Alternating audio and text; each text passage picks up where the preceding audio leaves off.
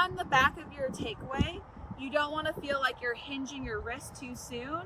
You want to feel as if nothing moves except your shoulders and everything is connected, and you just push it back. And once the ball disappears, that is when you can start turning and hinging.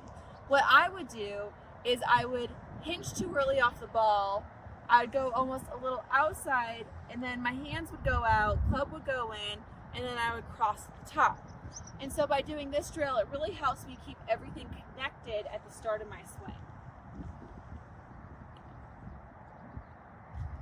And you can even hit shots while doing this drill.